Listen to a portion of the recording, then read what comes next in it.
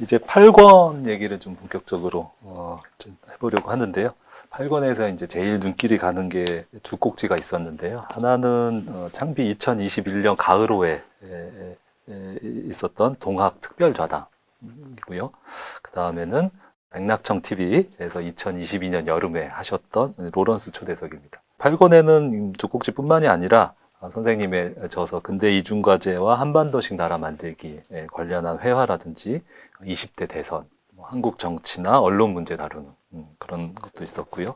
시인 김수영과의 에 대한 회고 등등 굉장히 흥미로운 꼭지가 여럿인데 오늘은 이 두 꼭지에 한정해서 좀 여쭤보도록 하겠습니다. 특별좌담 다시 동학을 찾아 오늘의 길을 묻다라는 제목인데요.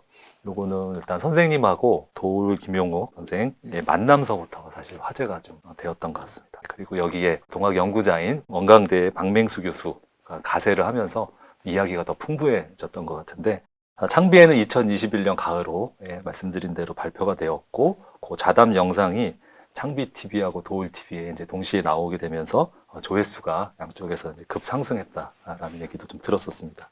백낙청 TV에서는 올해 그 심화편으로 동학 초대석하고 그다음에 원불교 초대석이 또 연이어도 이렇게 나왔습니다. 그래서 이 세 편의 영상이 모두 이 백낙청 TV 재생 목록에 있으니까 자세한 내용이 궁금하신 시청자들은 좀 찾아보시기를 권해드리고요.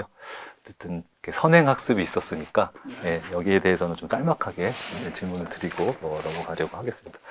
이 특별자담에서 빛나는 대목이 참 많은데 저는 그 가운데 이제 근대하고 근대성 이 주제에 대해서 선생님과 도울의 논쟁이 좀 인상적이었습니다. 이런 식의 토론에서는 사실은 이제 서로 그렇게 그 말씀하신 대결하듯이 논전을 펼치거나 그러지 않고 이렇게 넘어가는 게 대체적인데 특별 좌담에서는 그런 거 피하지 않고 또 논쟁을 하시더라고요, 두 분께서. 요약을 해보자면 이제 역사적 실체로서의 근대 존재를 인정을 하고 어떻게 대응하고 넘어갈 것인가를 우리가 고민해야 한다. 라는 게 이제 선생님의 논지셨다라면, 도울 선생 같은 경우에는 근대성이라는 거는 뭐 어떻게 얘기하든지 간에 어쨌든 서양 논리가 우위를 점해버리니까 아예 그런 근대를 이야기하지 말자. 도울 선생 표현으로는 폭파시켜버리자. 라고까지 하시면서 이렇게 대립을 하시는 모습이 좀 펼쳐지는데요. 이게 언뜻 보면은 이제 현실주의와 근본주의. 도울 선생은 그 좌담에서는 본인을 좀 레디컬하다 이렇게 표현도 하셨는데, 그런 구도 같지만 이게 역사에 대한 어떤 역사관 또는 문명관 이런 더 깊은 차원에서의 차이가 거기 있는 것이 아닌가라는 생각이 읽으면서 좀 들었습니다. 역사관이나 문명관의 어떤 근본적인 차이는 아니고요. 나는 그렇게 생각하지는 않고요. 그런 더 근본적인 문제에 대해서는 처음에 동학을 중심으로 얘기할 때 박명수 교수를 포함해서 셋이 정말 주거니 받거니 하면서 이야기를 심화시켜 나가는 회화였지, 그 대결은 아니었는데, 이제 어느 대목에 가면은 가령 지금 말씀하신 근대라는 개념, 용어를 두고 도원이 이제 강한 주장을 하면은 내가 좀 이의를 제기하고, 또 그 좌담에서 의견이 사실 많이 갈리는 부분은, 중요한 문제로 의견이 갈리는 부분은 원불교에 관한 평가입니다. 도울은 뭐 소태산 박중빈 선생이 굉장히 훌륭한 분이지만은 수훈과 같은 급의 사상가는 아니다라는 생각이고, 저는 뭐 그 좌담을, 그 회화를 대결로 끌고 가고 싶지 않아서 길게는 안 했습니다만은, 나중에 저 언급한 최근에 백낙청 TV 초대석에 보면 더 분명히 나타나듯이, 나는 19세기의 수훈 선생, 20세기의 소태산 선생, 이런 분들은 정말 한국이 세계에 내놓고 자랑할 만한 분이라고 생각하거든요. 근대에 관해서는 난 뭐 그때도 얘기했지만은, 근대성 개념을 폭파한다 그래서 근대가 폭파되는 건 아니고, 근데 도울이 조금 옛날 얘기는 하긴 합니다만은, 어떤 때는 도울 선생이 나보다 훨씬 더 근대주의적인 데가 있어요. 최한기 얘기를 전에 하면서 과학 입국 뭐 이걸 아주 부르짖도 했는데 그건 아주 티피컬한 근대주의 아니에요. 과학 입국이라는 게. 요즘은 막 그런 얘기는 안 하실 겁니다. 그러나 이제 더 중요한 거는 내가 그동안에 주장해온 근대 적응과 근대 극복의 이중 과제라는 그런 발상을 얼마나 수용하는가 하는 건데 거기에 대해서는 도리 큰 관심을 안 보인 것 같아요. 이중 과제를 설정할 때는 근대라는 게 그렇게 쉽게 폭파되는 대상이 아니고 엄연히 자본주의 시대라는 이 세계사적인 실체가 있는 건데 어떻게 보면 우리가 이제 그야말로 빼박, 요즘 말로 빼박이에요. 그거 뭐 그 안에 살자니 사는 것도 답답하고 벗어나자니 그 마음대로 벗어나지도 못하고 폭파는 물론 안 되고 그러니까 일단 그 안에서 살아남아야지 극복이 되니까 적응을 하고 또 그걸 뭐 누구나 상식적으로 이해할 수 있는 대목인데 이제 조금 사람들이 긴가민가 생각하는 대목은 그거 같아요. 극복하려는 끊임없는 노력이 수반하지 않으면은 적응도 아예 안 되거나 되더라도 이게 오래가지 못해 지속성이 없다 하는 내 주장인데 그 대목은 도울 선생님이 뭐 깊이 생각을 안 하신 것 같아. 도울도 근대성의 개념을 폭파하잖아. 근대와 근대성을 구별을 별로 안 하고 했는데 근대라는 거는 세계사의 어느 한 시기에 해당하는 실체고 근대성은 그 근대가 갖고 있는 여러 가지 특성, 사람마다 근대의 진짜 특색이 뭔가, 또 그 특색이 얼마나 좋은 건가, 얼마나 나쁜 건가, 이 생각이 다 다르잖아요. 그래서 근대와 근대성을 구별 안 하면은 정연한 토론이 이루어지기가 어려운데, 가엾게도 저 서양의 미개한 언어로는 그 구별이 잘 안 됩니다. 근대도 모더니티고 근대성도 모더니티고 더 나아가서 현대도 모더니티고 현대성도 모더니티고 근데 그건 그들의 딱한 사정이고 우리는 적어도 그 문제에 한해서만 분명한 개념 정리가 가능하잖아요. 용어 정리가. 그러니까 그걸 딱딱 구별해 놓고 근대는 뭐고 근대성은 여러 가지 뭐 이러저러한 성격이 있는데 내가 생각하는 가장 중요한 성격은 어떤 것이고 내가 가장 좋다고 생각하는 근대성은 어떤 것이고 이렇게 정리해가면서 얘기하면은 훨씬 생산적인 토론이 되지 않을까 생각해요. 근대와 근대성에 관한 요 말씀은 요 특별 좌담에서도 나오지만 선생님의 저서 근대 이중과의 과제와 한반도식 나라 만들기 책에 자세한 논의들이 들어가 있고 또 백낙정 TV에서 이남주 주간하고 하셨던 그 대화에서도 자세한 내용이 이제 나오니까 시청자들께서는 이제 그런 책과 영상을 좀 참조해 주시면 좋을 것 같고요. 이 근대와 근대성의 그 말씀은 그 학술 토론이나 학술적인 개념으로서 이해되는 면도 있지만 또 이 근대를 자기의 이제 생활 공간에서 나름대로 살아내는 그런 것들이 동시대인뿐만이 아니라 우리 선대, 우리 선인들도 어떤 숙명처럼 좀 짊어지고 있지 않았나. 네. 그렇게 생각을 하면은 단순히 어떤 개념의 문제라기보다는 좀 마음이 좀 숙연해지는 그런 면도 좀 있습니다.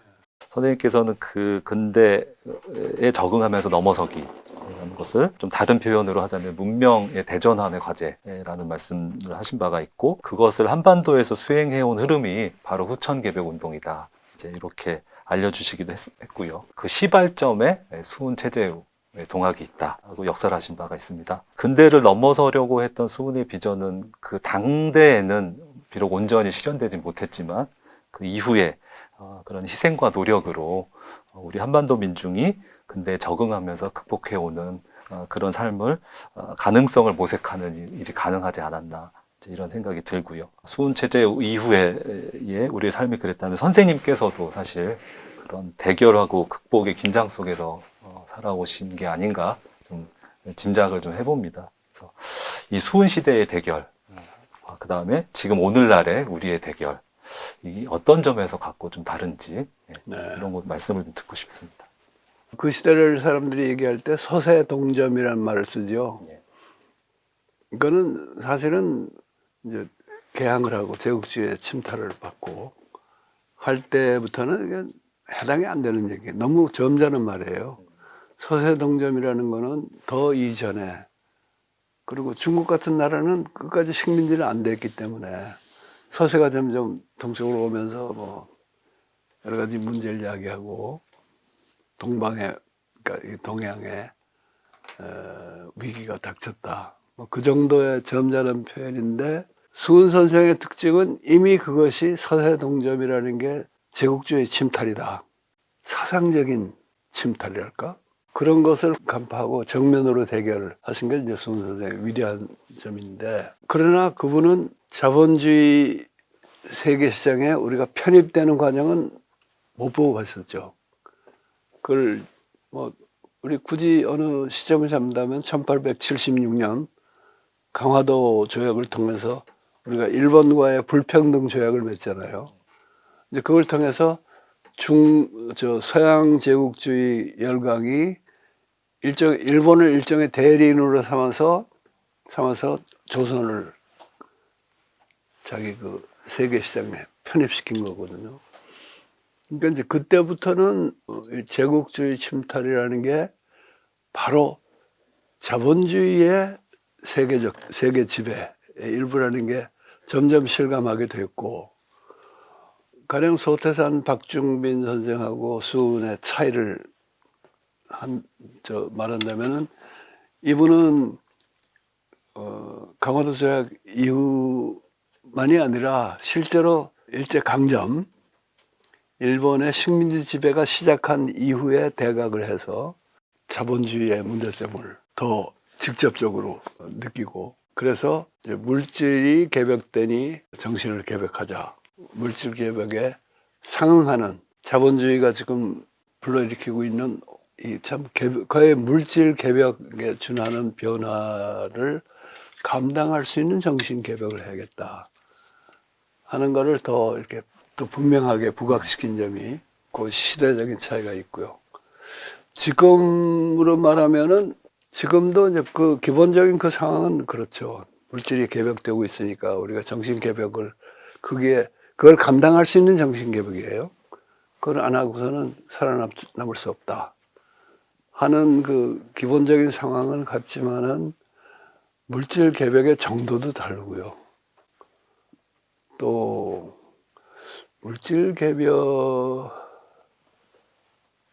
그게 물질 개벽이고 정신 개벽을 해야 된다 하는 사고가 주류 세계에서, 주류 담론에서 밀려나는 정도도 더 심하다고 봐요. 그렇게 안 보는 거예요. 그러나 다른 한편으로는 이제 우리는 수은이나 소태산 같은 그런 위대한 사상가를 낳아서 그분들로부터 배울 기회를 갖게 됐고, 또 이것이 이제 그 사상의 영역에서만 일어나는 게 아니라 동학운동 이후로 쭉 이어나고 최근에는 촛불혁명까지로 이어지면서 세계적인 대세에 맞서는 저변의 흐름이 형성된 점이 우리 민족의 큰 장점이고 강점이고, 옛날하고 또 우리가 굳이 지금하고 좀 다른 점이 있다면 그런 점이 아닐까 싶어요.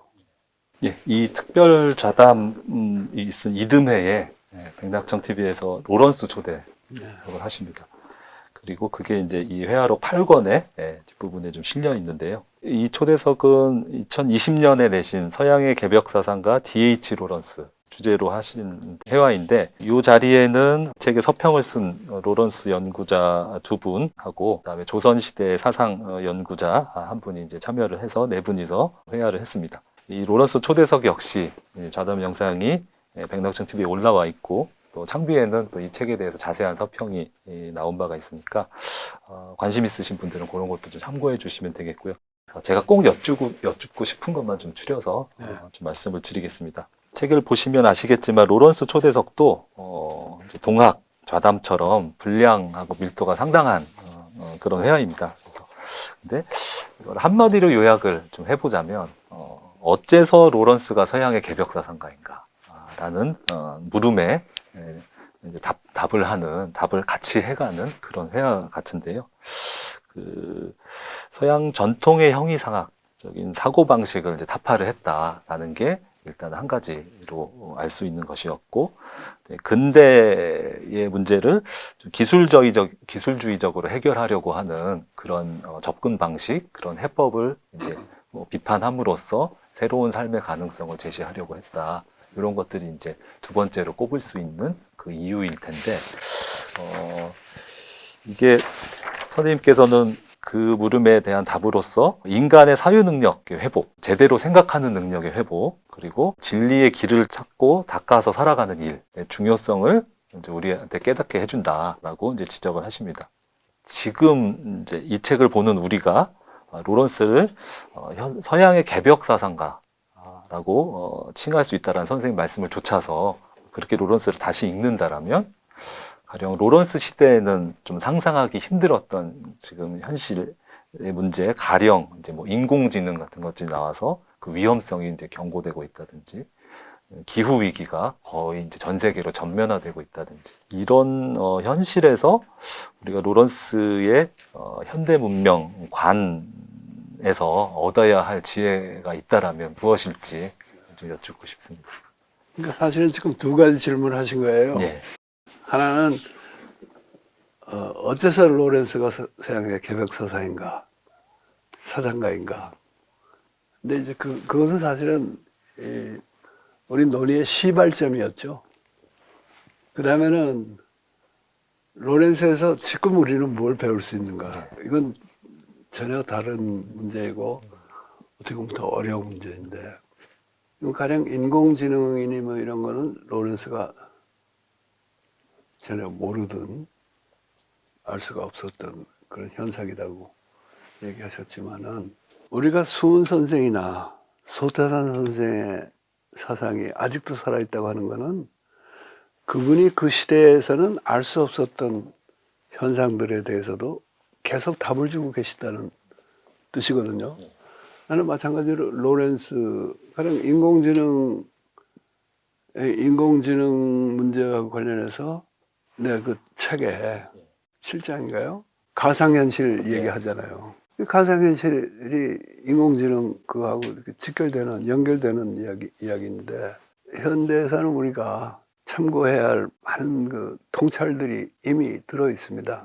그리고 어떤 의미에서는 가상현실이 이렇게 더 압도적으로 되어가고 인공지능이 발달하고 하는 시기에 오히려 우리가 망각하기 쉬운 그런 점도 지적하고 있어요. 로렌스는 원래 주장이 이 가상현실이 이렇게 지배하게 된 거는 좁은 의미의 가상현실이 생기기 전이라도 우리의 사고나 그 자체가 두뇌적인 생각으로 치우쳐가지고 가상현실이 우리 삶을 지배하기 때문에 가상현실을 생산할 기계가 나오고 이제 그런다는 입장인데, 지금이야말로 우리가 이제 그거를 생각해 볼 때죠.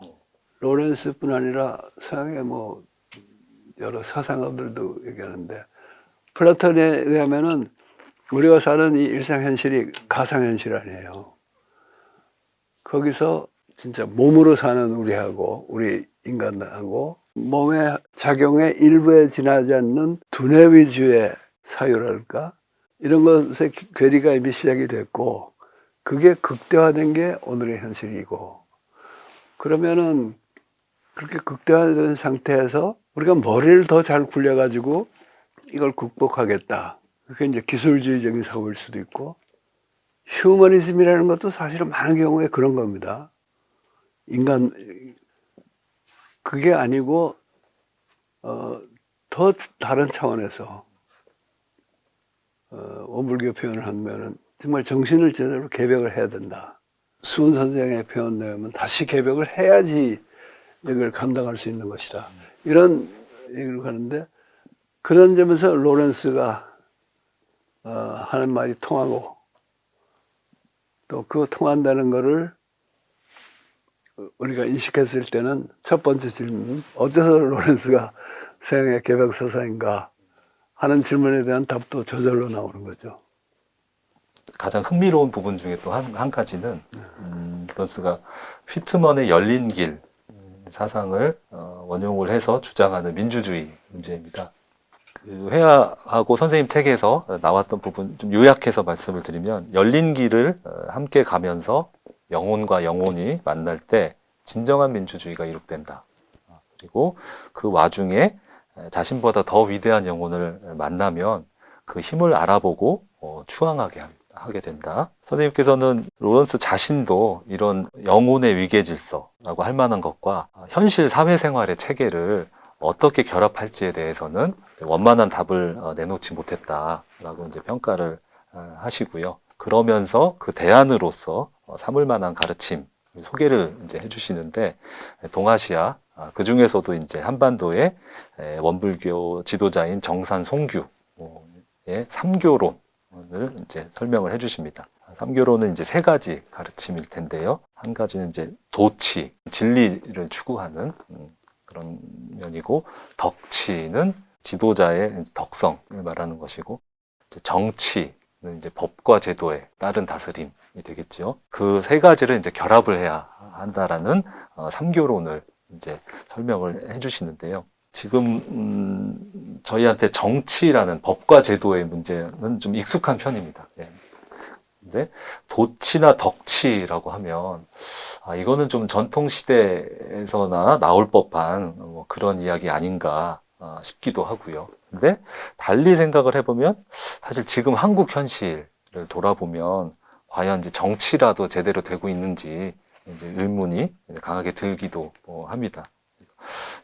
이 정산의 삼교론을 지금 우리 사회에 좀 적용한달까요? 그렇게 한다라면 뭐 정치인들한테만 어떤 요구할 수 있는 것이 아니라 우리 모두에게 그 어떠한 과제가 주어져 있는지 이런 것들 좀 말씀을 듣고 싶습니다. 휘트만의 열린 길 사상이 새롭고 진정한 민주주의의 이념을 제시한 것이다. 로렌스가 그 얘기를 하잖아요. 미국 고전문학 연구에서. 거기서 나보다 더 위대한 영혼을 만나면 그 힘을 알아보고 추앙한다 이런 표현을 썼는데, 민주주의라는 게 온갖 부당한 차별 같은 거를 다 반대하는 개념 아니에요. 그러다 보면은 모두가 서로가 지가 제일 잘났고 그러면 이게 난장판이 되는 겁니다. 그래서 강요된 차이가 아니고 정말 공부가 제대로 된 사람이 자기만큼 공부를 한 사람을 알아주고, 또는 자기보다 더 공부가 높은 사람을 알아주고, 그때 공부라는 거는 학교 공부가 아니고 도학과 과학을 병진하는 공부죠. 그 능력이 없으면은 이게 그 민주주의가 성립할 수 없다는 거예요. 그래서 민주주의가 민주적인 원칙, 소위 평등의 원칙을 선포하면서도 얼핏 생각하면은 무슨 사람 간의 우열을 가리고 하는 것 같은 그런 원칙을 또 동시에 하는 게 어긋나지 않는가 하는데, 휘트만이 그렇지 않다는 것을 잘 보여줬기 때문에 휘트만의 열린 길 사상을 그래서 중시하는데, 내가 이제 거기에 한마디 덧붙인 거는 원론적 차원에서의 아주 중대한 돌파를 했지만은 이게 그럼 현실 사회에서 어떻게 실행될 것인가. 로렌스 자신이 그걸 쓰고 나서 실험을 하고 탐구를 하죠. 그래서 멕시코에서 일어나는 어떤 새로운 종교적이면서도 정치적인 운동, 민족운동에 대한 소설도 쓰고 그랬는데 별로 성공하지 못했고, 동아시아에서는 사실은 불교만 하더라도 불교가 평등 종교를 표방하면서도 처음부터 법력의 차이랄까? 그런 거는 인정하잖아요. 불법의 스승과 제자 간의 관계. 그래서 그 열린 길에서 만난 영혼과 영혼 중에 다 평등한 영혼이지만은 또 어떤 면에서는 더 위대한 영혼, 덜 위대한 영혼을 그 알아보는 법력을 가진 사람들의 만남이라는 개념하고 일치하는 그 전통이 우리한테 있어요. 근데 우리도 이제 그런 그 원리에 맞는 사회를 만들지는 못했죠. 부분 여기저기 실험은 있었지만, 정산 송규 선생도 그런 사회를 만들 기회를 가진 분은 아니죠. 그냥 한 종교의 지도자. 근데 이분이 내는 해법이랄까? 그 열린 길의 사상을 더 구체화한 게 지금 말씀하신 삼교론인데, 그 삼교 중에 도치를 진리추구라고 그랬는데, 그러면 너무 막연해요. 진리추구라는 건 뭐, 진리추구, 너도 나도 다 진리추구하는 건데, 도치라는 거는 민중 전원이 각자가 도인이 돼서 스스로 다스릴 수 있는, 그야말로 자기 삶의 민중 자치를 할 수 있는 그런 도력이랄까, 도학 공부가 돼 있는 있어서 나오는 그 다스림을 도치라고 했고, 그 다음에 덕치는 지도자의 덕성이라고 하는데, 지도자가 덕성을 가짐으로써 소위 솔선수범을 해서 백성들이 그 따라오게 하는, 그게 이제 유교의 이념이죠, 근본적으로. 그리고 정치는, 여기서 말하는 정치라는 거는 법과 제도로서 다스리는 그런 가르침, 다스림인데, 정산이 이제 덧붙이는 말 중에 중요한 건 나는 그거라고 봐요. 지금 시대는 이 셋 중에 어느 하나가 없어도 안 된다. 그러니까 이게 도치를 들고 나와가지고, 이제는 뭐 덕치나 정치만 가지고 안 되고 도치를 해야 된다, 이렇게 하면은 무슨 종교 지도자가 그냥 거룩한 말씀만 하나보다 이렇게 들을 수 있잖아요. 근데 과거에는 어느 하나 가지고 어느 정도 통할 때가 있었다. 도치가 통하는 세상이 뭐 언제 있었나 하는 의문은 들지만은, 작은 단위로 보면은 그런 것도 가능했잖아요. 종교 집단 내부에서 그럴 수도 있고, 또 노자가 살던 시대, 또는 노자가 살던 직전의 시대, 그래서 그 노자가 그 시대를 기억하면서 자기가 펼친 사상이 있지 않습니까? 그 어떤 의미에서 굉장히 무정부주의적인 그런 면도 있는데, 그거는 결국 도치가 통하는 사회거든요.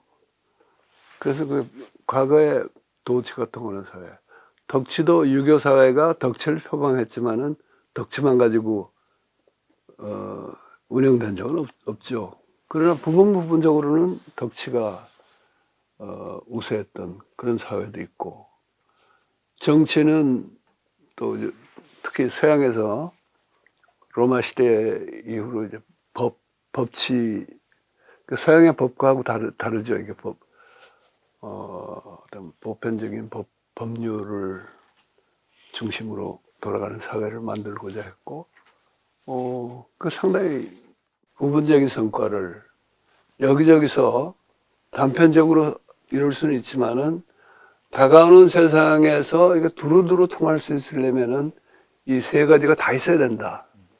도치만 가지고 된다는 얘기가 아니라는 점에서 굉장히 현실적인 얘기고, 그 원만한 해법 같아요.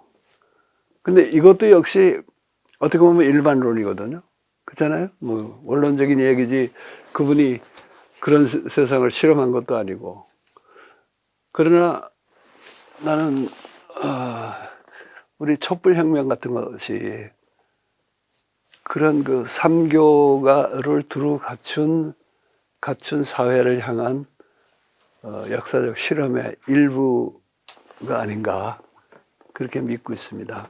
오늘 회화록 제8권 공부를 좀 했는데요. 오늘 다루었던 두 꼭지가 크게 보면 이제 개벽 사상이라는 주제일 텐데, 하나는 이제 한반도에서의 동학이었고, 다른 하나는 이제 서양의 D.H. 로런스 관련한 것이어서, 이게 흔하게 이제 이름을 붙이자면은 동서양 사상의 만남이다, 뭐 이렇게 할 수 있을 텐데요. 근데 선생님께서는 그 서양의 개벽 사상가 이 책에서 각자의 역사적 맥락이나 배경을 이제 도외시하고 아전인수 혹은 이런 식으로 동서양을 이제 끌어들이는 그런 걸 철저히 경계해야 한다라는 말씀도 역시나 좀 강조를 하셨습니다. 그리고 그 동학 초대석에서도 수훈과 해월이 깨닫은 자리에서 그분들의 말씀을 이해하고 적용을 해야지, 서로 뭐 좀 통할 만한 점이 있다고 해서 이런저런 논의를 이제 갖다 붙여서는 곤란하다라는 지적도 또한 하셨는데, 근데 이제 이런 식의 어떤 공부의 방법이나 태도, 이것이 어떤 정해진 전공이라든지 아니면 어떤 분과 과목에 이제 머물러야 한다라는 것과는 분명히 이제 좀 다른 말씀일 텐데요. 지금 동학을 새롭게 공부하려고 한다거나 로런스 같은 서양의 작가나 사상가를 좀 공부하려고 하는 사람들이 이런 식의 이제 아전인수나 경강부회가 되지 않고 좀 바람직하게 공부에 임하는 그런 자세나 태도 같은 게 뭘지 예. 좀 여쭙고 싶습니다. 그 굉장히 어려운 문제죠. 동학이나 온불교 얘기할 때는 이것저것 끌어대다가 뭐 거기도 동학하고 같은 뭐가 있다. 또는 동학을 지지하는 발언을 누가 했다든가. 온불교도 마찬가지고. 그런 식으로 하지 말고 수은 선생이나 소태 선생이 깨달은 그 자리에서 보면서 정말 누가 한 말이 여기 부합이 되고 앞으로 더 생산적인 대화가 가능하겠는가 이 판단을 하자는 거였고, 또 이걸 이제 반대 방향에서 얘기하면은 D.H. 로렌스가 정말 개벽 사상가에 준하는 그런 서양의 위대한 예술가이고 사상가라고 한다면은 그가 도달한 최고의 경지에 비춰서 우리 사고, 우리 사회의 전통 또는 동아시아의 전통 속에서 뭐가 그것과 가장 생산적으로 만날 수 있겠는가, 그렇게 좀 스스로 기준을 높여서 작업을 해보자는 얘기인데, 서양의 개벽사상가 D.H. 로렌스라는 책을 쓴 내가 이제 그런 소리 하면 어떤 사람들은 너나 잘하세요 그럴지도 몰라요. 어쨌든 서양에서 출발하든 동아시아 쪽에서 출발하든 내가 그동안에 알아본 걸로는 어떤 최고의 경지, 최고의 깨달음이라는 것이 있을 때 그 자리에서 판단을 하는 게 중요하고, 마찬가지로 그 자리에서 서양 사상가 누가 개벽 사상하고 회통이 가능한 사람인가, 나는 이제 로렌스는 그런 사람의 하나라고 생각하고, 철학자로 분류되는 사람들 중에서는 하이데가가 그런 사람이라고 생각을 하거든요. 서양 쪽의 대상을 고를 때도 동아시아에서 출발한다 그러면 동아시아의 어떤 최고의 경지에서 판단을 할 필요가 있고, 서양 사상가를 위주로 공부해가지고 내가 그 사람이 어떤 최고의 경지에 이르렀다 하는 판단을 섰을 때 동아시아에서 그 사람과의 만남, 생산적인 만남을 이룩할 수 있는 사상가는 누가 있는가, 예술가는 누가 있는가, 이렇게 말할 때도 좀 엄정하게, 엄격하게 적용할 필요가 있다고 봅니다. 그러다 보면은 당신이 들고 나온 사람은 뭐 얼마나 엄격한 기준에서 통과했는데 너나 잘하세요 이런 소리 들을 위험도 있지만은 뭐 그 소리를 들을 때 듣더라도 나로서는 최선을 다해야 되는데, 이게 이제 어려운 거는 어느 한 사람이 좋다고 그래가지고 그냥 푹 빠져가지고 하면 안 되잖아요. 이 사람 저 사람 다 이렇게 좀 둘러보고 그중에 이 사람이 진짜다 이렇게 판단을 해야 되는데 어느 교류에 그걸 다 합니까? 사람이 능력도 제한되고, 더군다나 외국의 사상을 한다 그러면 언어의 장벽도 있고, 또 우리 사상을 검토할 때는 또 한문이라는 장벽이 있고, 그래서 그 쉬운 문제는 아니지만은 어쨌든 우리 목표는 나는 그렇게 높게 잡아야 된다고 생각을 합니다. 그래서 이제 그런 그게 답이 되는지 모르겠어요. 네, 고맙습니다. 오늘 선생님하고 같이 공부길을 함께 걸었는데요. 시간이 참 뜻깊고 즐거웠습니다. 즐겁고 또 앞으로도 그런 그 공부길, 선생님의 뒤를 쫓아서 가는 공부길이 기대가 많이 되고요. 회화록에 관련한 회화를 이제 나눈 셈인데, 맥락청 TV에서 선생님의 회화가 앞으로도 계속 더 즐겁고 뜻깊게 이렇게 이어졌으면 좋겠다라는 말씀드리면서 오늘 질문을 좀 마치려고 합니다. 예. 강변하고 오늘 회화하는 거를 보고 나도 회화록 가지고 좀 회화하겠다 하는 지망자가 많이 나오면 좋겠어요. 예. 네. 감사합니다. 고맙습니다. 네. 백낙청 TV의 시청자 여러분, 끝까지 경청해 주셔서 감사합니다.